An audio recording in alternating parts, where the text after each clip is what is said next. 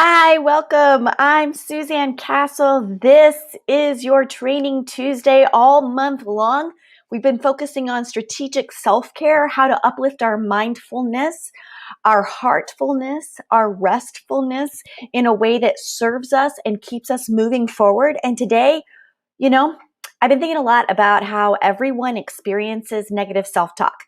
We do it in our personal lives, we do it in our work lives, and it includes those, those little voices that are tempting you. They sit right here, right? And they tempt you to go through the fast food drive at lunchtime, even though you have a protein bar, or you should go get grilled chicken and salad. Or it might be the voice saying that you don't know what you're doing in your business, or that you're just being false, that really nobody's going to connect with you. It might be that you are never good enough, right? You're not pretty enough, or handsome enough, or fit enough. Those little voices, the need to exercise more. Those voices are tempting you to instead be a couch potato, right? Netflix has all the good things, right? When a client gets a little testy with you, that voice cheers you, causes you to doubt yourself, says, yeah, you don't really know what your business the client knows. So instead of giving into those annoying negative voices, and let's just take a moment to say, yes, I have them too. Let me know if you are here live or watching on replay. Who else deals with those negative voices? They're annoying, right? So today what I want to do is help us all, including me, find ways to eliminate them from our minds, right? There are some strategic things that you can do to set yourself up in better space. Turning a negative into a positive is always a good exercise in life. I'm not talking about, sweeping things under the rug. That is not what I'm talking about at all.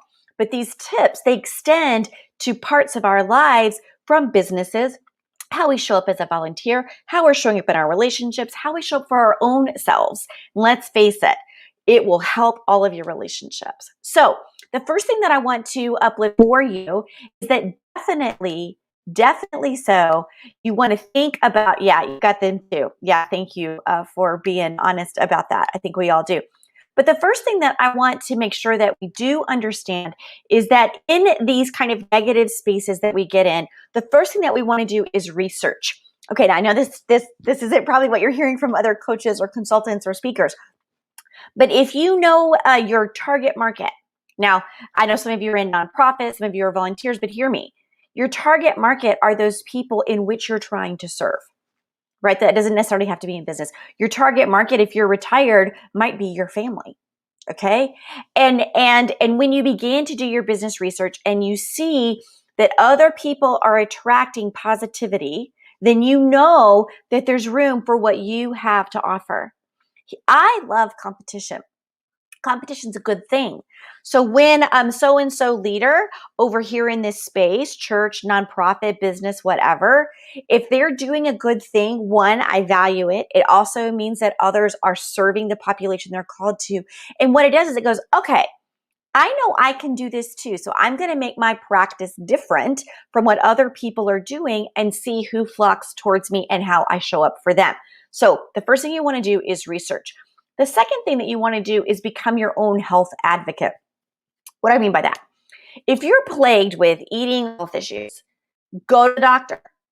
Request a physical along with some blood work. You never know what might pop up that you didn't even think about.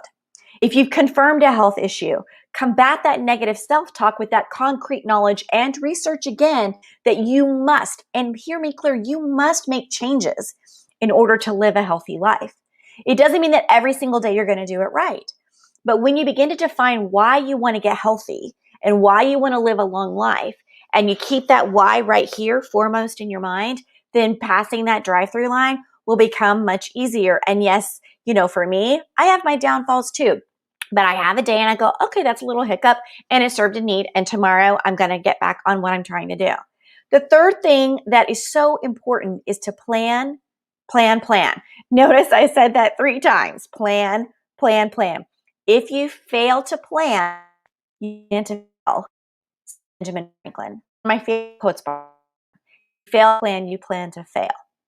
So take your planner, whatever you're using, electronic or paper, make monthly and quarterly goals for yourself, for your relationships, for your leadership, for your business, your friendships, your serving other work, volunteer work, and then create action steps to reach those goals. You want to plan your meals so you know exactly what healthy foods to buy and what you're preparing each night. I like to batch meal prep because then it makes it easier and I don't get so lazy when I've had a meeting that run long. The stuff is there. I just have to warm it up. Knowing you have a food budget and you don't make daily trips to the store, it's going to save you time, money, and the desire for takeout. So see, if you fail at one of your planning steps, you ignore that little voice. All right, voice, you don't get to decide what I'm doing right now. You get back up and you learn from the lesson. Planning is absolutely key. The fourth step is to step away from the computer. Yeah, I get it. You're on a screen right now. You're watching Training Tuesday. Thank you for showing up. But you do need to turn your brain off from screens, all screens.